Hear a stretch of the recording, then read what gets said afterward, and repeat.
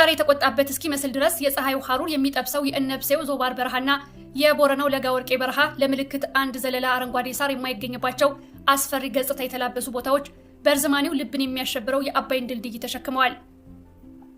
በአካባቢው የመናንያንና የመነኮሳት ማደሪያ ከሆኑት የቅዱስ ገብርኤልና የቅድስት አርሴማ ገዳማትና በደርባ ከብቶችን በበረሃው ከሚጠብቅ ወርጌ ስር የሚገኘው አባይ ሸለቆ በረሃን ለ37 ቀናት በመድፈር ለአንድነትና ለቃል ኪዳን ራሱን ለመከራ አሳልፎ የሰጠ ብርቱ ታጋይ አርበኛ አስረስ ማረ ዳምጤ አሸዋን ማደሪያው አድርጎ በዛ ሸለቆ ውስጥ ተቀመጠ።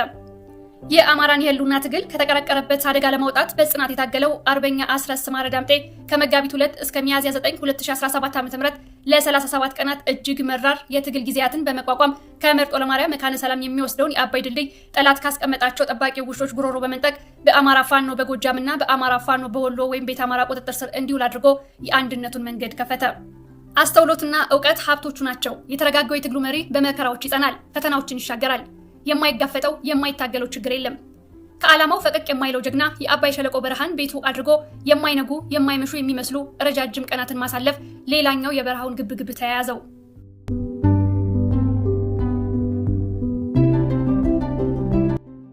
የዞባር አሸዋማ ተራራዎችን መውጣት አቀበቱን ቁልቁለቱን በጠራራ ፀሐይ በመሰንጠቅ ሌላኛውን የተፈጥሮ ትግል ያሸነፈው የአስረስ ማረ ዳምጤ የበረሃ ቆይታ በአደራና በቀጠሮ የተወሰነ በመሆኑ ጽናትን ተላብሶ ትዕግስትን ገንዘብ አድርጎ ለ5 ሳምንታት በሐሩር ውሎ አድሯል።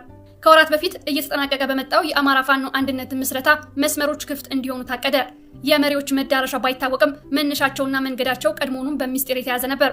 ይህን ተከትሎ አርበኛ አስረስ ማረ ዳምጤና አርበኛ ዋርካው ምሬ ወዳጆ በአባይ ሸለቆ በረሃ በግዙፉ የአባይ ድልድይ ለመገናኘት ቀን ቆርጠው ተቃጠሉ።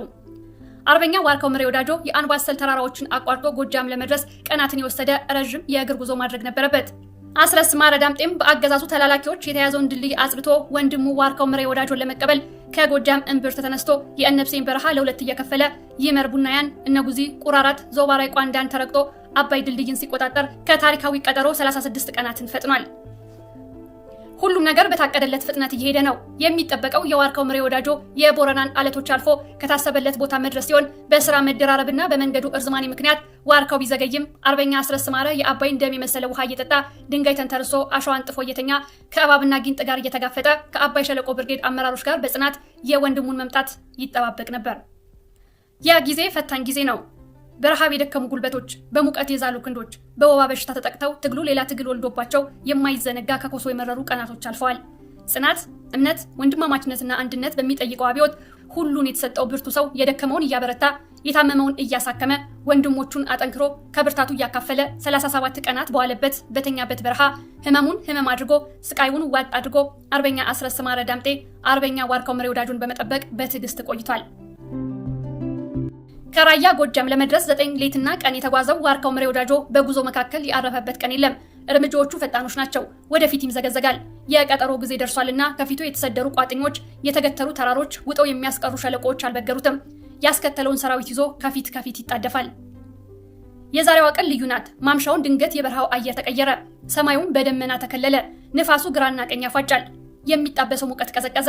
የአባይ ወንዝ በጥልመት ተውጦ የሚያሰማው ድምፅ ልዩ መዝሙር ይመስላል። አስፈሪው በረሃ በአንድ ጊዜ ተቀየረ። ሰዓቱም እየገፋ ነው። ጀንበር በምዕራብ ስትዘቀዝቅ የቁራራት ተራራ ጋርዷታል። ምሽጉም ተጠጋ። ብርሃን ለጨለማ ስፍራውን ሲለቅ በምስራቅ ዘለግ ያለ ወታደራዊ ሰልፍ ታየ።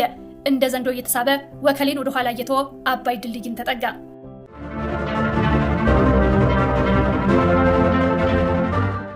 የአርበኛ አስረስ ማረ ዳምጤና ጓዶቹም በደስታ ስሜት ሰከሩ። የተቀደሰው ቀጠሮ እውን ሊሆን ዋርካው ምሬ ወዳጆ ልጆቹን አስከትሎ ከማዶ ብቅ አለ። ወዲ ማዶ አስረስ ማረ ዳምጤ። ሁለቱ አርበኞች ለመገናኘት የቀራቸው ረጅሙን የአባይ ድልድይ መጋራት ነበር። ሁለቶቹም ወደ መሃል አመሩ። ዋጋ የተከፈለበት ቀጠሮ በተያዘለት ቀን ተፈጸመ።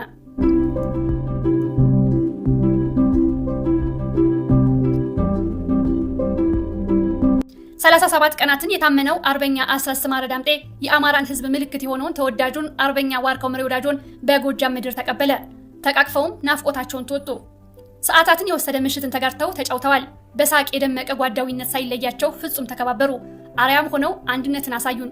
እኛም የጀግኖችን ፍቅር አይተን አደነቅን።